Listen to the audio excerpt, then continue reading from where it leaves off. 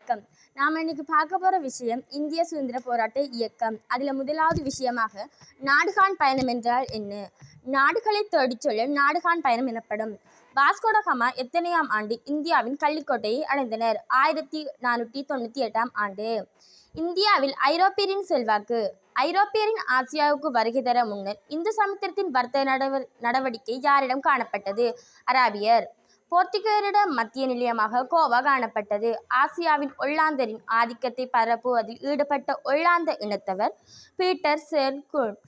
இந்தியாவின் எந்த இடங்களில் ஒல்லாந்தரின் ஆதிக்கம் பரவியது? குஜராத், ஒரிசா, பீகார், வங்காளம். பிரித்தானியர் இந்தியாவிற்கு வருகை தரும் போது காணப்பட்ட நிர்வாகம் முகாலய பேரரசு. பிரித்தானியர் வருகை தரும் போது முகாலய பேரரசின் மன்னனாக கடமையாற்றியவர் ஜஹாங்கீர். இரண்டாம் சார் யாரை திருமணம் செய்தார்? கத்தரீனா. முகாலய பேரரசு. முகாலய பேரரசின் முதல் மன்னராக கடமையாற்றியவர் பாபர். முகாலய பேரரசாக மாற்றிய மன்னன் மகா அக்பர். மகா அக்பர் அதிகாரத்தை பரவலாகிய காலப்பகுதி 1556 தொடக்கம் 1605 வரையான காலப்பகுதி ஆகும். அக்பரின் பின் ஆட்சிக்கு வந்த மன்னன் ஜஹாங்கீர்.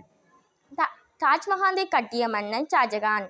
முகாலய பேரரசின் மன்னர்கள் பாபர், மகா அக்பர், ஜஹாங்கீர், ஷாஜகான், அவுரங்கசீப்பன். இந்தியாவின் முகாலய பேரரசின் இறுதி மன்னராக கடமையாற்றியவர் அவுரங்கசீப்பன். அவுரங்கசீப்பன் இறந்த ஆண்டு 1761ஆம் ஆண்டு. இந்தியாவின் பிரித்தானியரின் குடியேற்ற நாடாக்கியமை.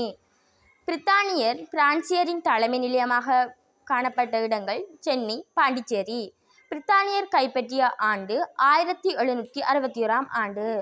விடுதலை பத்திரத்தின் மூலமாக பிரித்தானியர் கைப்பற்றிய அரசுகள் ஜெய்ப்பூர், நாக்பூர். 1857 சிப்பாய் கழகம். சிப்பாய் வீரர்கள் என்றால் என்ன? ஆங்கிலேயரின் கீழ் இராணுவ சேவையில் இணைக்கப்பட்டிருந்த இந்திய படை வீரர்கள் சிப்பாய் வீரர்கள் என அழைக்கப்படுவர். இத்துடன் எனது பாடத்தொகுதியை நான் நிறைவு செய்து கொள்கின்றேன். நன்றி.